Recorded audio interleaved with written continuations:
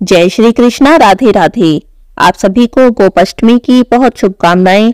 आज के दिन गाय माता की बछड़े सहित पूजा करने से जीवन में आ रही सभी समस्याएं दूर हो जाती हैं और जिस काम में बाधा आ रही है वह बाधा भी दूर हो जाती है। तो चलिए आज हम सुनेंगे गोपाष्टमी की व्रत कथा और गाय माता की आरती। इस दिन भगवान कृष्ण की पूजा करना भी बहुत ही शुभ माना जाता है। तो भगवान कृष्ण की भी हम एक कहानी सुनेंगे। बोलिए कृष्ण भगवान की जय हो, गाय माता की जय हो। गोपाष्टमी की पौराणिक कथा के अनुसार जब कान्हा जी 6 साल के थे तब एक दिन मैया यशोदा से कहते हैं कि मैया अब हम बड़े हो गए हैं। तो मैया यशोदा कहती हैं, अच्छा लल्ला, अब तुम बड़े हो गए हो तो बताओ हम क्या करें। तो कान्हा जी बोले, मैया अब हम बड़े हो गए हैं तो हम बछड़े चराने नहीं जाएंगे। हम बड़े हो गए हैं इसीलिए हम गाय चराने जाएंगे। तब ऐसा होता था कि जो छोटे छोटे बालक होते थे उन्हें बछड़े चराने का काम दिया जाता था। गौ माता बड़ी होती हैं, उन्हें चराने के लिए बड़ी आयु के ग्वाले जाते थे। कान्हा जी का तो गायों के प्रति, बछड़ों के प्रति अति प्रेम था, ये बात तो सभी जानते हैं। इसीलिए तो कान्हा जी बछड़ों के साथ साथ गाय को भी चराने जाना चाहते थे। कान्हा जी की बातें सुनी तो मैया बोली, अच्छा ठीक है चले जाना, लेकिन पहले बाबा से पूछ लो। मैया के ऐसा कहते ही झट से कान्हा जी पहुंचे नंद बाबा के पास और कहने लगे कि बाबा हम बड़े हो गए हैं, अब हम गाय चराने जाएंगे। नंद बाबा ने सुना तो बोले, अरे लल्ला, अभी तो तुम बहुत छोटे हो, अभी तुम केवल बछड़े ही चराओ, जब बड़े हो जाओगे तब गाय भी चरा लेना। लेकिन कान्हा जी कहाँ मानने वाले थे, वो तो जिद पर अड़ गए, बाबा अब से मैं बछड़े नहीं चराऊंगा, मैं तो गाय भी चराऊंगा। कान्हा जी नहीं माने तो बाबा बोले, ठीक है लल्ला, पंडित जी को बुला लाओ। पंडित जी कोई अच्छा सा मुहूर्त देखकर बता देंगे, फिर तुम गाय चराने लगना। अब कान्हा जी को तो बस इसी बात का इंतजार था। बाबा के मुंह से हाँ सुनकर झट से पंडित जी को बुलाने के लिए उनके पास गए और बोले, पंडित जी आपको बाबा बुला रहे हैं, गोचारण का मुहूर्त देखना है। एक और काम करना पंडित जी, आप आज का ही मुहूर्त बता देना, अगर आप ऐसा करोगे तो मैं आपको बहुत सारा माखन दूंगा। पंडित जी ने सुना तो कान्हा जी के मुख से माखन का प्रलोभन सुनकर पंडित जी समझ गए कि कान्हा जी को गाय चराने की बहुत जल्दी है। अब पंडित जी तो पहुंचे नंद बाबा के पास और बार बार पंचांग देखकर गणना करने लगे। तब नंद बाबा ने पूछा, पंडित जी क्या बात है, बार बार गणना क्यों कर रहे हो। इधर कान्हा जी ने पंडित जी को पहले ही पट्टी पढ़ा दी थी। उन्होंने पंडित जी को ढेर सारा माखन देने का लालच भी दिया था। प्रभु के हाथों से माखन खाने का आनंद ही कुछ और है।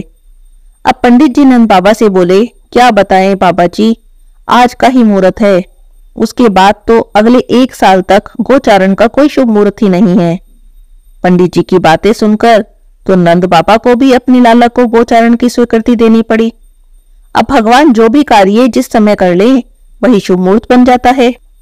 बस उसी दिन से भगवान ने गोचारण आरंभ किया। अब वह शुभ तिथि थी कार्तिक मास के शुक्ल पक्ष की अष्टमी तिथि, जिस दिन भगवान ने पहली बार गाय चराने का आरंभ किया था। इसीलिए आज के दिन को गोपाष्टमी के त्योहार के रूप में मनाया जाता है। अब जब कान्हा जी गाय चराने के लिए जाने लगे तो पहले मैया यशोदा ने अपने लाला का खूब श्रृंगार किया। श्रृंगार करने के बाद जैसे ही पैरों में जूतियां पहनाने लगी तो कान्हा जी ने मना कर दिया। कान्हा जी बोले, मैया अगर मेरी गौएं जूतियां नहीं पहनती तो भला मैं कैसे पहन सकता हूँ। तो जब माता यशोदा बार बार जिद करने लगी तो कान्हा जी बोले, ठीक है, अगर आप पहना सकती हैं तो पहले मेरी सभी गायों को जूतियां पहना दो, फिर मैं भी पहन लूंगा। ऐसी मान्यता है कि जब तक भगवान वृंदावन में रहे उन्होंने अपने पैरों में कभी भी जूतियां नहीं पहनी। जब भी वे गाय चराने के लिए जाया करते तो नंगे पांव जाते। आगे आगे गाय, उनके पीछे पीछे बांसुरी बजाते कान्हा जी उनके पीछे पीछे चलते। इस तरह से विहार करते हुए भगवान वन में प्रवेश करते। कहते हैं तभी से भगवान की गोचारण लीला का आरंभ हुआ।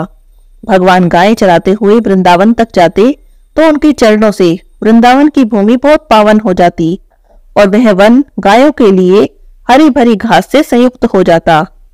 गोपाष्टमी के दिन जो भी गाय की पूजा करता है उन्हें भोजन कराता है, उनकी सेवा करता है, गोधूली बेला में गायों का पूजन करता है, उसकी सभी मनोकामनाएं भगवान कृष्ण की कृपा से पूरी हो जाती हैं और उन पर भगवान कृष्ण की कृपा सदा ही बनी रहती है। बोलिए कृष्ण भगवान की जय हो। गोपाष्टमी के दिन गायों के साथ साथ भगवान कृष्ण की भी पूजा की जाती है। इसीलिए अब मैं आपको भगवान कृष्ण की भी एक कहानी सुनाती हूँ। बोलिए कृष्ण भगवान की जय हो। गोवर्धन नाम का एक ग्वाला था। बचपन से ही दूसरों पे आश्रित रहता था, क्योंकि उसका कोई भी नहीं था। उसके माता पिता की मृत्यु तो बचपन में ही हो गई थी। जिस गांव में रहता था वहां के लोगों की गाय आदि चरा देता। उसे जो मिलता उसी से अपना जीवन चलाता। गांव के सभी लोग उससे बहुत प्यार करते थे। एक दिन गांव की एक महिला वृंदावन जा रही थी। उसे वह काकी कहता था। उसके साथ वह भी वृंदावन चला गया। उसने वृंदावन के ठाकुर श्री बांके बिहारी जी के बारे में बहुत कुछ सुन रखा था, सो दर्शन की इच्छा तो मन में पहले से ही थी। वृंदावन पहुंचकर उसने बिहारी जी के दर्शन किए। वो तो उसने देखता ही रह गया, मानो उनकी छवि में खोस आ गया। एकाएक उसे लगा जैसे ठाकुर जी उससे कह रहे हो, आ गए मेरे गोवर्धन, मैं तो कब से तुम्हारी ही प्रतीक्षा कर रहा था। मैं गाय चराते चराते बहुत थक गया हूं, अब तू ही मेरी गाय चराने जाया कर। गोवर्धन ने तो सुना और मन ही मन में हाँ कर दी। इतने में गोस्वामी जी ने पर्दा डाल दिया तो गोवर्धन का ध्यान टूटा। जब मंदिर के पट बंद होने लगे तब एक सफाई कर्मचारी ने उन्हें बाहर जाने को कहा। गोवर्धन ने सोचा, ठीक ही तो कह रहे हैं बिहारी जी, सारा दिन गाय चराते हुए ठाकुर जी थक जाते होंगे, सो अब आराम करेंगे। तो उसने सेवक से कहा, ठीक है, पर तुम बिहारी जी से कहना कि कल से उनकी गाय चराने मैं जाऊंगा। इतना कहकर वो तो वहां से चला गया। सेवक ने उसकी भोली सी बात गोस्वामी जी को बताई। गोस्वामी जी ने सोचा, कोई बिहारी जी के लिए अनन्य भक्ति लेकर आया है, चलो यहाँ रहकर गाय भी चरा लेगा और मैं उसके खाने पीने और रहने का इंतजाम कर दूंगा। गोवर्धन गोस्वामी जी के मार्गदर्शन में गाय चराने जाने लगा। सारा सामान और दोपहर का भोजन उसे वहीं पर भेज दिया जाता। एक दिन की बात है, मंदिर में उत्सव था। गोस्वामी जी तो व्यस्त हो गए। व्यस्तता के कारण गोवर्धन को भोजन भेजना ही भूल गए। पर भगवान तो अपने भक्त को कभी नहीं भूलते।